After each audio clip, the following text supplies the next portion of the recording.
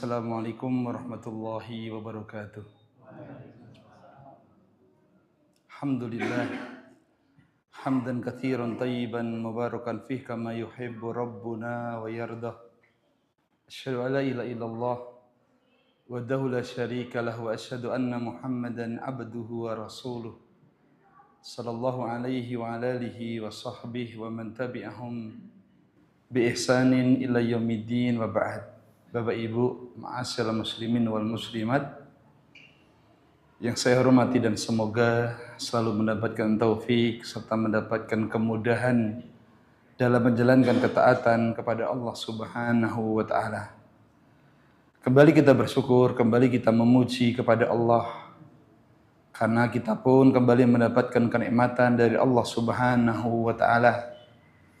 Kenikmatan di antara nikmat Allah Subhanahu wa taala yang paling agung, kita masih diberikan iman sampai hari ini.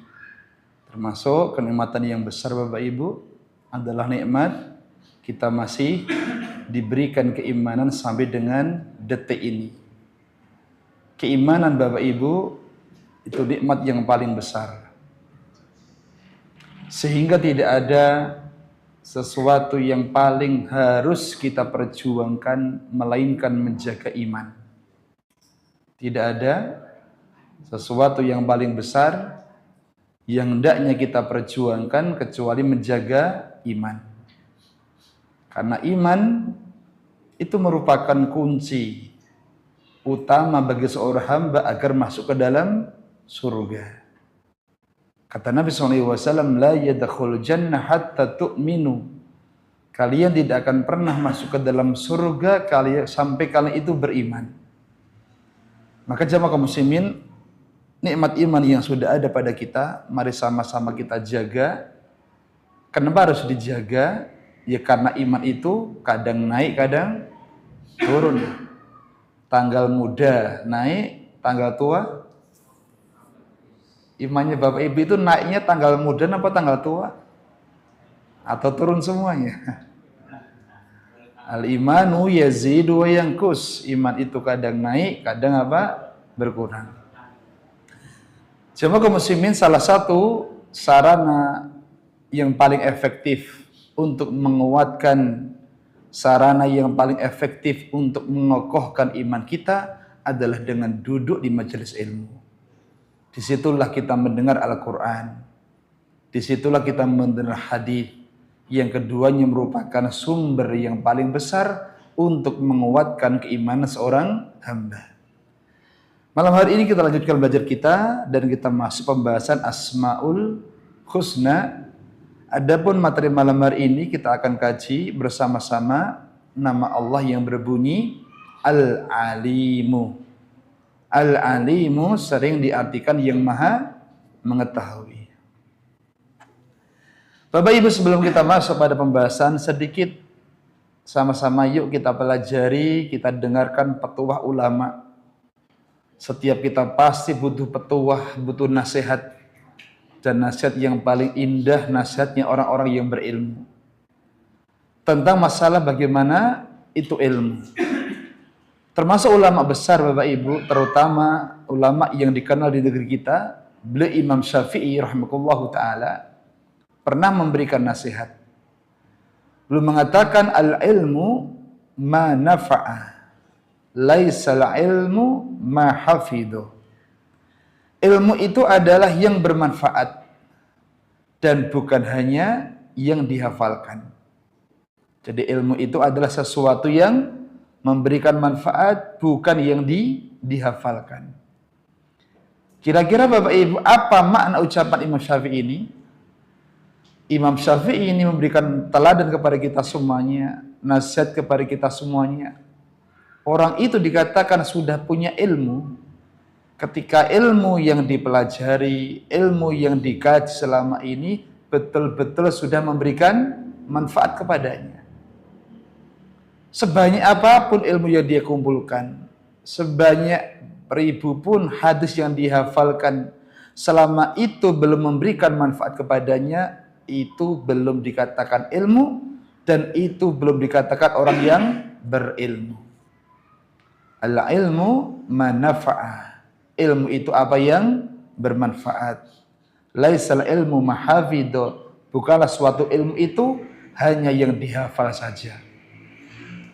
Jamaah kaum muslimin rahimani wa rahimakumullah, tanda bahwasanya ilmu itu sudah bermanfaat, yang pertama, semakin berilmu maka akan membuat seorang itu semakin mengenal siapa? Allah Subhanahu wa taala. Semakin orang itu berilmu, maka ilmu ini jadi sebab dia semakin mengenal Allah Subhanahu wa taala. Dan tanda seorang hamba kenal dengan Allah kalau dia sudah sayang kepada Allah. Dan tanda kalau kita sudah sayang kepada Allah ketika itu menumbuhkan ketundukan terhadap perintah Allah Subhanahu wa taala. Kita maklumi Bapak Ibu, yang namanya sayang itu membuahkan apa? Ketundukan. Ya, sayang itu membuahkan ketundukan. Yang kedua, tanda ilmu itu bermanfaat ketika ilmu itu mewariskan ketawaduan. Tawadu itu lawannya apa? Lawannya takabur. Tawadu itu merendah, kalau takabur lawannya merendah apa? Ya meninggi. Maka orang yang sudah ngaji lama, yang sudah mengumpulkan ilmu-ilmu yang sangat banyak, hendaknya dia semakin tawadu, semakin merendah. Dan di antara tanda orang itu orang yang tawadu ketika dia salah. Ketika dia salah, kemudian tahu kebenaran itu kemudian datang kepadanya, dia pun mudah menerimanya. Ketika dia salah, kemudian ada yang membenarkannya, maka dia pun mudah apa? Menerimanya. Inilah tanda di antara tanda apa? Ketawaduan. Adapun orang yang salah, kalau dibenarkan malah apa? Malah nggak mau kalah. Itu namanya bukan tawadu, tapi apa? Kesombongan. Yang ketiga di antara tanda ilmu itu sudah memberikan manfaat ketika ilmu membuat seseorang tidak gila dunia. Membuat seseorang tidak gila dunia. Bapak Ibu, awake dhewe kita ini kira-kira gila dunia mboten? Kok ya ngakoni gila toh, Pak? Tandanya apa kalau manusia itu gila dunia? Ya waktunya untuk cari dunia. Tidak ada kesempatan untuk akhiratnya. Waktunya ibadah untuk dunia. Waktunya pengajian untuk apa? Dunia. Ya, hatinya yang paling besar bagaimana dia bisa menggapai dan menggenggam dunia. Itulah orang-orang yang gila dunia. Dan orang berilmu tidak seperti itu. Karena orang berilmu tahu dunia itu sesuatu yang rendah. Ya, sesuatu yang tidak abadi nikmatnya. Tapi yang terakhir Bapak Ibu, di antara tanda ilmu itu bermanfaat ketika ilmu itu membuat seorang su'udon, berburuk sangka bukan pada orang lain tapi pada siapa? Dirinya.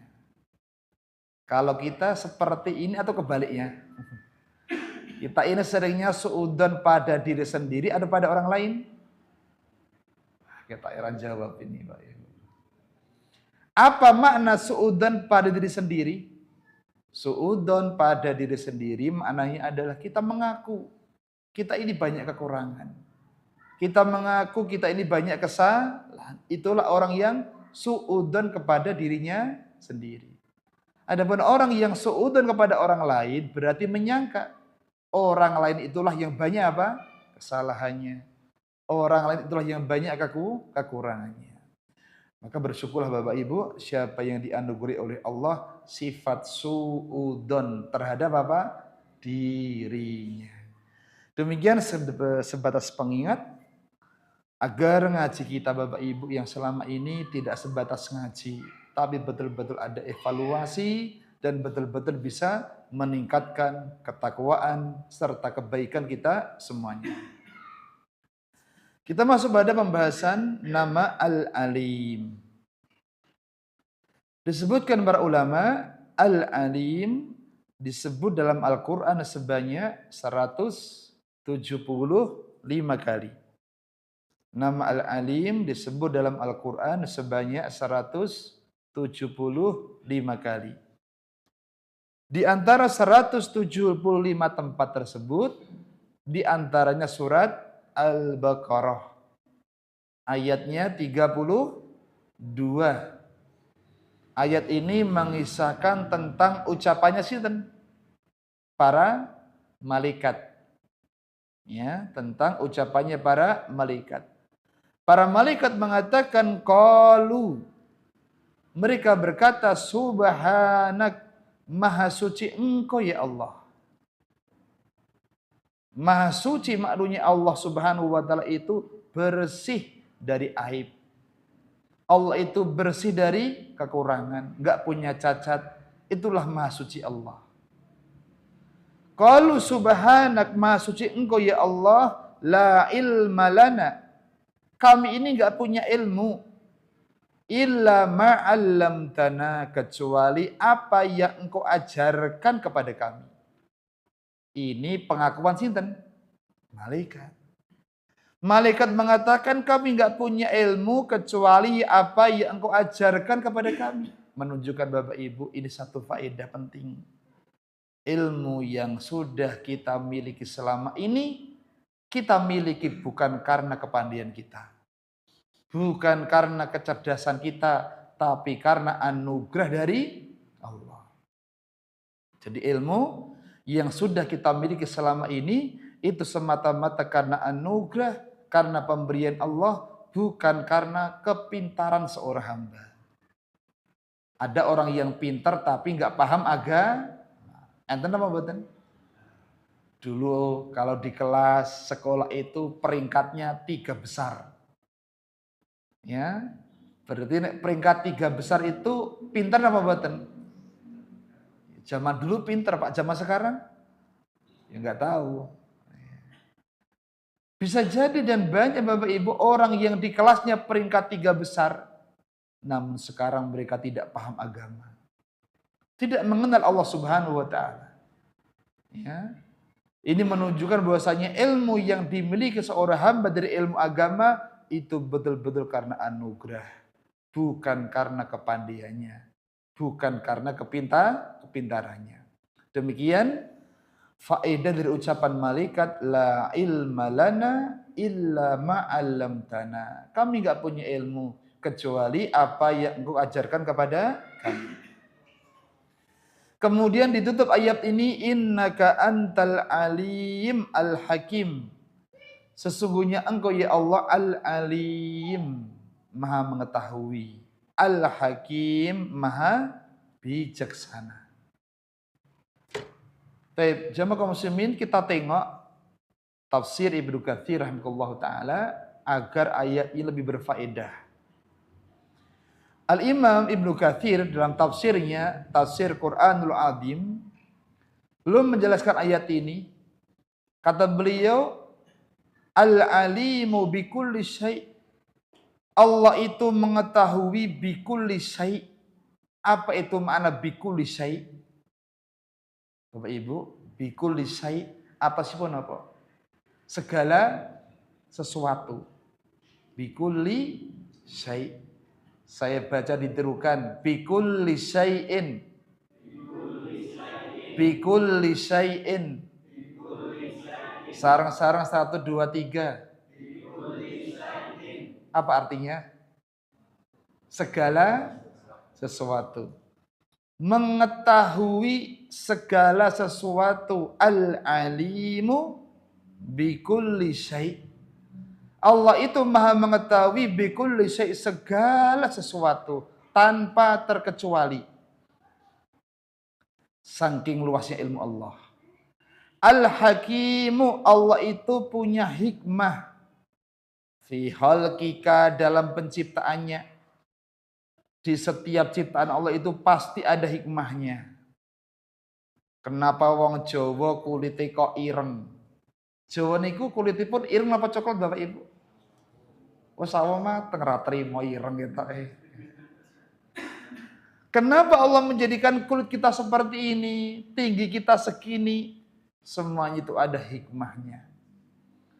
Tidak ada satupun dari ciptaan Allah Subhanahu wa taala pasti ada hikmahnya. Maka Allah punya nama Al-Hakim. Kemudian wa amrika dalam perintah Allah.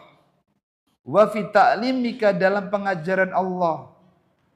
Kemudian wa man'ika dalam larangan Allah Subhanahu wa taala, semua itu ada hikmahnya. Beliau menutup ucapannya, lakal hikmatu fi dzalika wal adalu tammu. Allah itu punya hikmah dalam segala perkara, kemudian punya keadilan yang tamu. Kenapa tamu? Sempurna. Nek manusia itu adil apa boten? Bapak Ibu, manusia adil apa boten? Adil, tapi adilnya tidak tamu, tidak sempurna, tapi an-naqisu, banyak kurangnya. Beda sama Allah, Allah itu adil tapi betul-betul tamu, betul-betul sempurna. Tapi jamaah kaum muslimin, demikian tafsir daripada ayat di depan. Kita masuk pembahasan yang ke berikutnya, cakupan luasnya ilmu Allah. Ilmu Allah itu sangat luas, cakupannya meliputi apa saja. Inilah pembahasan berikut ini. Disebutkan oleh ahlu ilmi, yang pertama, Allah itu luas ilmunya. Cakupan yang pertama adalah Allah itu mengetahui segala perkara yang terlihat maupun yang tidak terlihat. Yang kelihatan Allah Maha Tahu, yang tidak kelihatan Allah juga Maha Tahu. Kalau manusia yang enggak kelihatan tahu mboten? Enggak, yang kelihatan belum tentu. Bapak Ibu, semut ireng teng dhuwur watu ireng pas bengi peteng ketok napa mboten? Bapak Ibu? Enggak kelihatan. Tapi nek duit abang teng dhuwur watu ireng ketok mboten? Yang nampak saja manusia itu karena tidak tahu, apalagi yang tidak nampak. Bapak Ibu, sekarang contohnya apa? Allah itu tahu apa yang tidak nampak. Contohnya tentang kisah manusia yang pertama dimasukkan ke dalam neraka. Siapakah manusia yang pertama kali masuk neraka? Orang-orang ahli ibadah, rajin baca Quran, rajin ngaji Bapak Ibu. Tapi ketika mereka beribadah, dalam hatinya itu tidak dilandasi dengan niat apa yang baik, yang lurus. Maka orang seperti ini akan dilemparkan ke dalam neraka jahanam dalam kondisi kepalanya di bawah, kakinya di atas. Diseret Bapak Ibu. Kemudian ditanya, engkau gunakan apa nikmatmu di dunia? Ada yang mengatakan, aku membaca Quran karena engkau. Allah katakan, kadzabta, kamu dusta.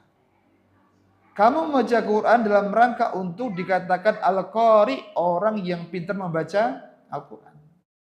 Menunjukkan Allah tahu apa yang tidak nampak.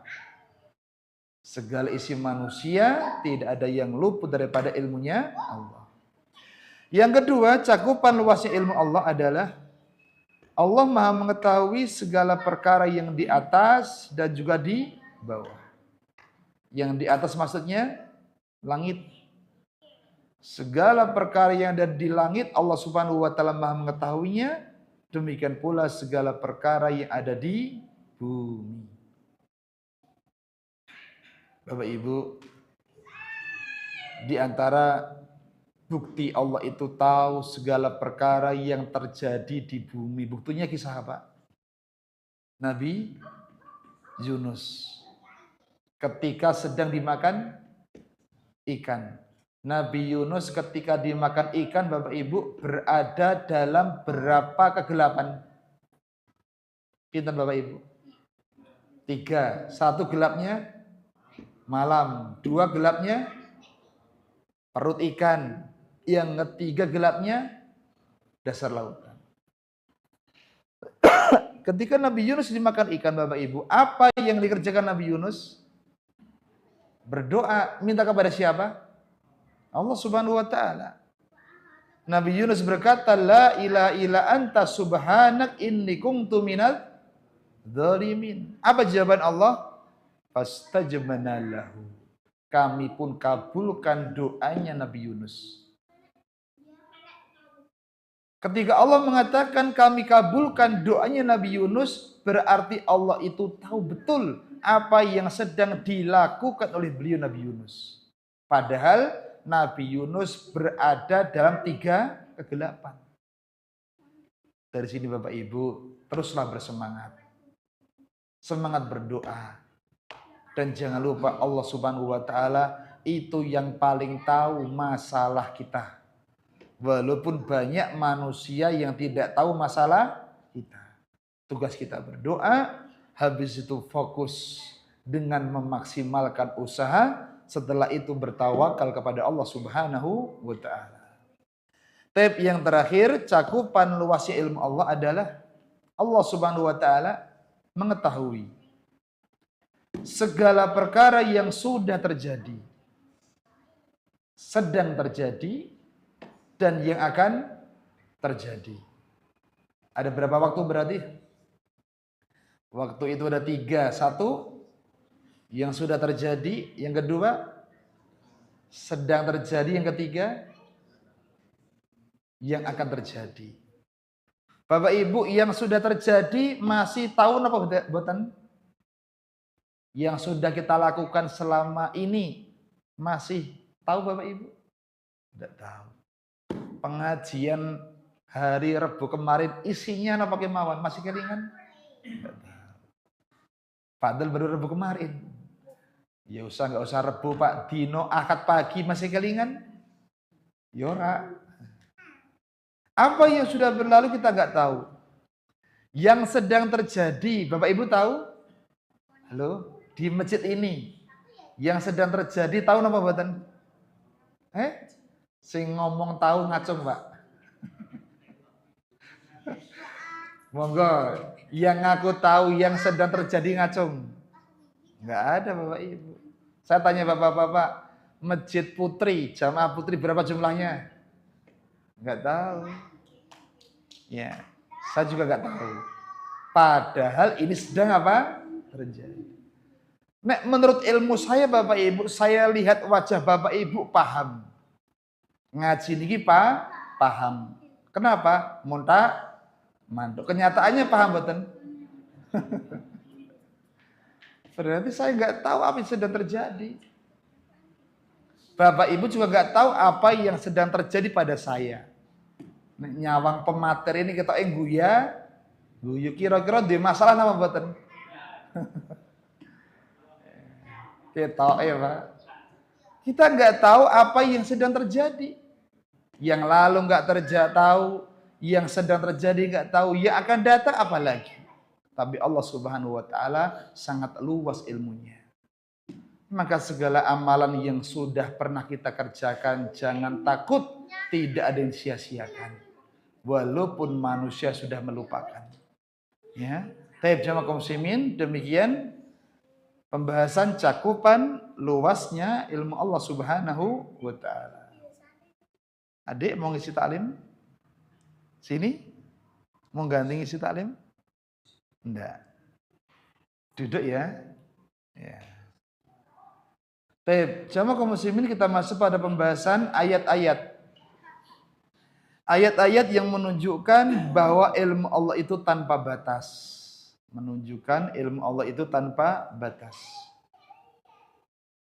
Ayat yang pertama yang menjelaskan luasnya ilmunya Allah terdapat dalam surat Al-Hujurat ayat 16. Suratnya surat Al-Hujurat ayatnya berapa? 16. Allah Subhanahu wa taala berfirman, "Ya'lamu ma fis samawati wa ma fil ardi. Wallahu bikulli syai'in alim." Allah itu ya'lamu, Allah itu mengetahui segala perkara. Fis samawat. Bapak Ibu, apa itu makna samawat? Apa? Kurang pas. Samawat artinya banyak langit. Kalau cuma satu langit namanya sama. Tapi kalau samawat berarti lebih dari satu. Bapak Ibu saya tanya jumlah langit itu berapa? 7. Maka segala perkara yang terjadi di 7 langit yang di atas Bapak Ibu, Allah itu ya'lam. Allah itu maha mengetahuinya. 7 langit Bapak Ibu, Masya Allah. Saking luasnya ilmunya Allah Subhanahu wa ta'ala. Wa ma fil ardi, dan apapun yang ada di bumi, wallahu bikulli syai'in alim. Allah itu terhadap segala sesuatu alim, maha mengetahui.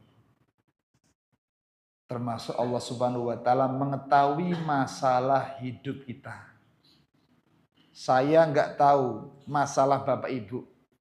Bapak Ibu juga nggak tahu masalah saya. Tapi Allah Subhanahu wa ta'ala tahu segala masalah hidup kita. Yakin Bapak Ibu? Berapa persen? Kok cek mumet Bapak Ibu? Pas pengajian koyo-koyo. Allah Subhanahu wa ta'ala segala masalah hidup kita Bapak Ibu. Ya. Kita lihat tafsir singkatnya Bapak Ibu. Disebutkan oleh Al-Imam Ibnu Katsir rahimahullahu ta'ala dalam kitab tafsir Quranul Azim. Kita biasakan Bapak Ibu ketika ada ayat kita carikan tafsirnya agar kita pun terjaga dari kesalahan. Terlebih masalah ayat kita nggak boleh menafsirkan apa? Sembarangan, apalagi kita belum pernah belajar bahasa Arab. Bahasa Arab belum belajar, usul tafsir belum belajar, bawakan ayat ditafsirkan ke kanan dan ke kiri dengan hawa nafsunya. Bahaya apa betul kira-kira? Sangat bahaya. Makanya kalau kita belajar Al-Quran, paling selamat belajar juga tafsirnya. Al-Imam Ibnu Katsir rahimahullahu ta'ala menafsirkan surat apa tadi Pak? Al-Hujurat ayat pinten? Wis. Mas kun sesuara minta semangat toh, Masya Allah.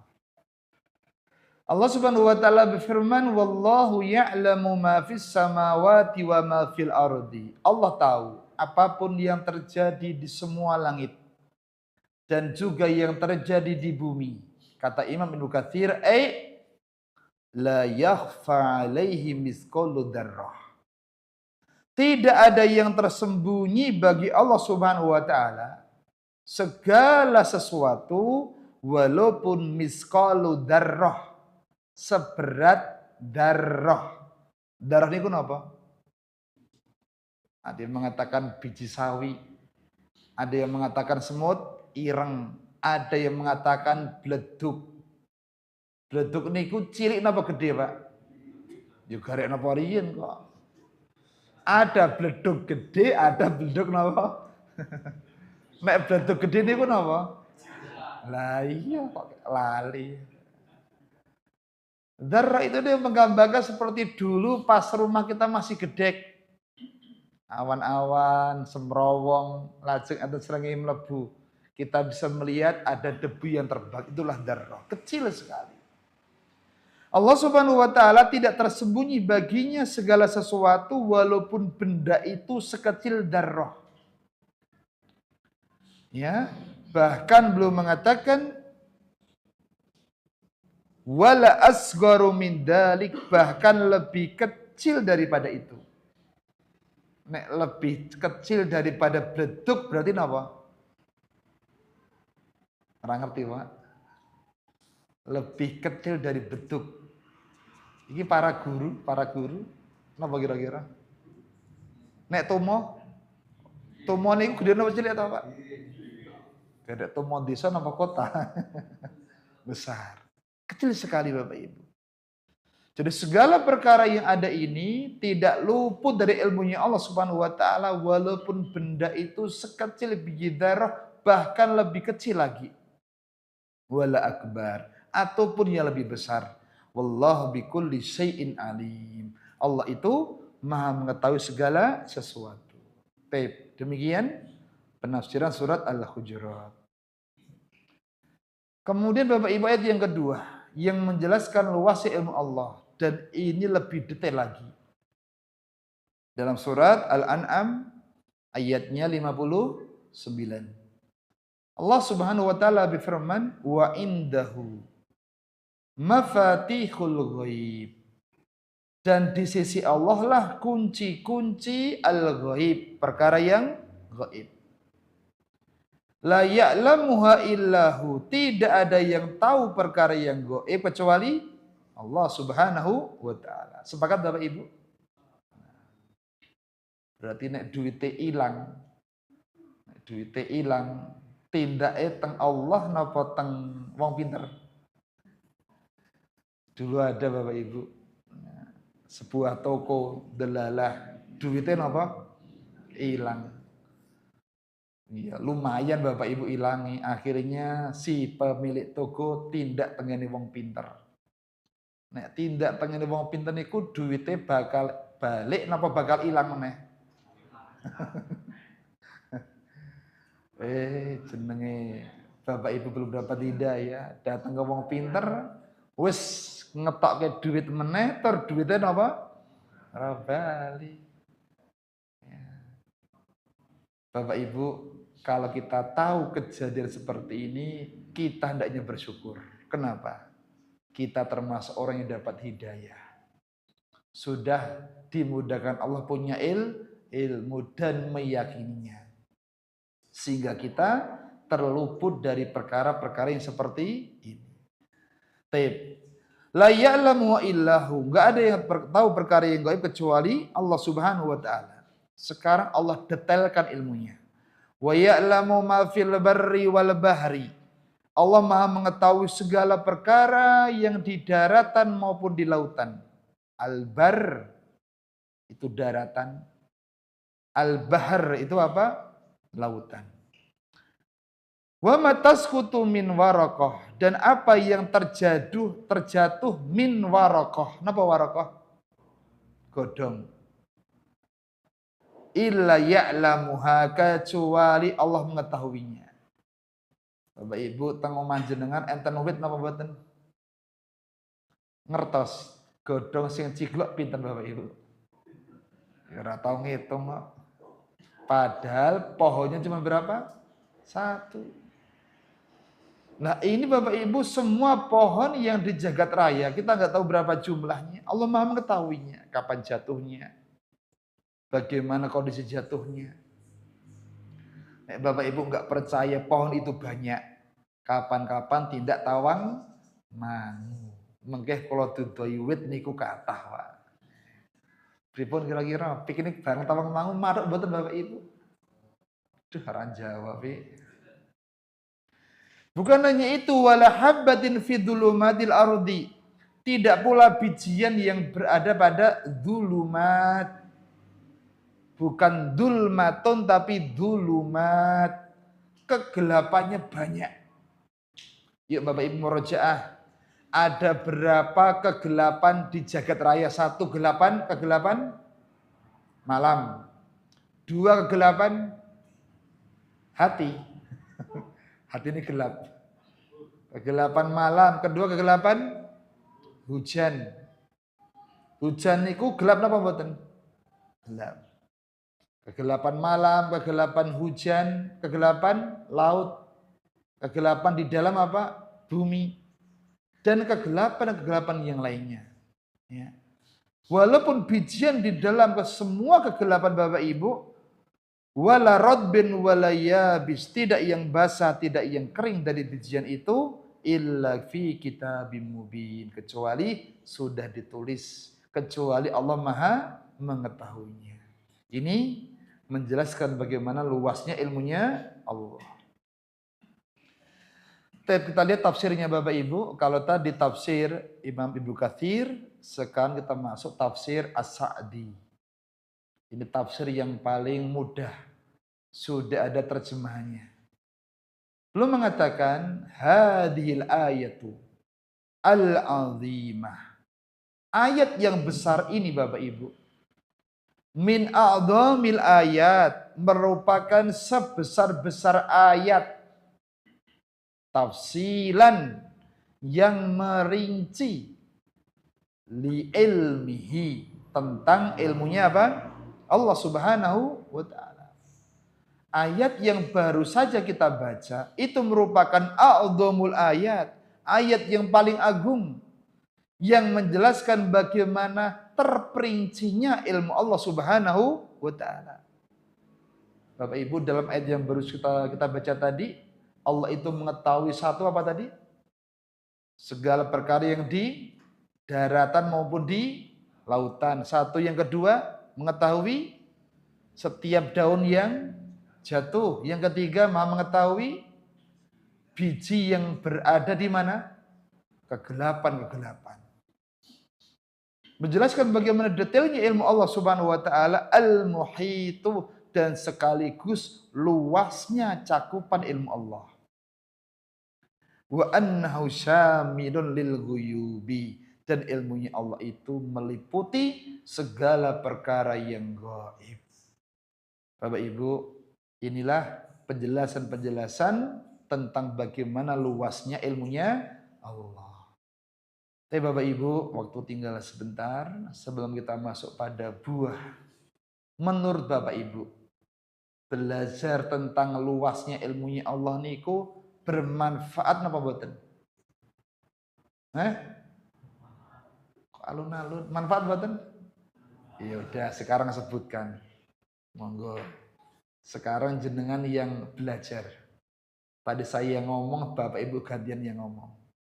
Menurut Bapak Ibu, manfaat mengetahui luasnya ilmu Allah itu satu manfaatnya apa? Apa? Membuahkan rasa takut.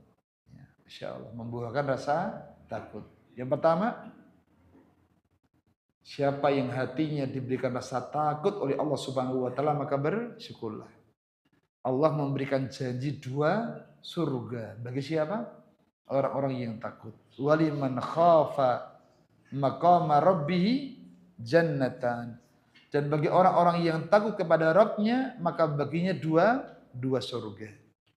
Satu surga diberikan karena dia taat, satu surga diberikan karena dia meninggalkan apa? Larangan Allah Subhanahu wa taala. Yang kedua, buah mengetahui luasnya ilmu Allah selain takut. Yang kedua apa Ibu?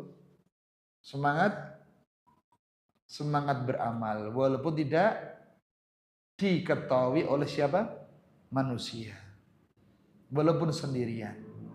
Nah, kemudian yang ketiga adalah tenang. Hidup itu merasakan apa? Tenang, tentram. Kenapa? Karena kita diatur, dipelihara oleh Allah yang maha mengilmui, mengetahui kondisi kita. Saya tanya Bapak Ibu, jenengan pernah naik pesawat terbang? Sing dereng nate numpak pesawat terbang enten nggih? Ganti berarti. Bapak Ibu pernah naik bis? Oh pernah. Bapak Ibu kalau naik bis niku tenang apa mboten? Tondone tenang apa Pak? Tondone tenang turu. Jenengan naik bis Solo Jakarta turu angker. Masya Allah, tenang nih Bapak Ibu. Padahal jenengan kenal siapa sopirnya? Kenal mboten Pak? Enggak tahu. Yang sudah pernah naik pesawat, Masya Allah tenang, seneng. Saking senengin delok jobo, satu rumoro, padahal tidak tahu siapa pilotnya. Kita naik pesawat, naik kereta, naik bis itu tenang, padahal nggak tahu siapa sopirnya. Kenapa kok kita hidup nggak tenang Bapak Ibu? Padahal kita tahu Allah lah yang mengatur kehidupan kita. Allah sudah punya ilmu dan Allah itu paham bagaimana kondisi kita. Yang kedua, Allah juga tidak mungkin mendolimi apa? Hambanya. Maka Bapak Ibu, siapa yang semakin kenal Allah, maka hidupnya pun semakin tentram. Kalau bapak ibu hatinya masih galau, sering gundah gulana, tanggal 6 templei koyo, tanggal tuwa templei niki cek usum koyo betul bapak ibu? Apa usum kerok nggih? Kita ibarat ada pengobatan klasik wingi, do sadar Pak. Ternyata kerokan itu napa? Pengobatan yang mujarab. Saya lihat pas pengobatan itu Bapak Ibu, ada pasien yang kemeng-kemeng, Mas. Pak, kemeng-kemeng dikeroki ngaten niki. Loh, hilang nih. Masya Allah. Luar biasa, enten meles dikeroki mriki. Berarti kalau langsung enteng. Ya. Bapak Ibu mungkin mumet kerok Ibu di berarti. Pudi Pak. Oh, batu. Ya, karena memang rata-rata penyakit dalam itu karena faktor angin katanya. Ternyata ya betul Pak Ibu. Maka nek loro rasa priksa, rasa tempel koyo, tapi napa? Alhamdulillah sekarang banyak alat kerokan Pak. Masya Allah. Sing penak tidak sakit. Nek dulu kerokan pakai uang napa niku? Uang napa? Uang mangatusan itu ya. Nek dikeroki marahi locop semuanya. Tapi ini sebatas faedah dan tambahan, semoga bermanfaat. Insya Allah ta'ala kita sambung di pertemuan-pertemuan akan datang biidnillahi ta'ala. Banyak kurangnya, banyak khilafnya, mohon dimaafkan. Subhanaka wa bihamdik, asyhadu alla ilaha illa anta, astaghfiruka wa atubu ilaik. Assalamualaikum warahmatullahi wabarakatuh.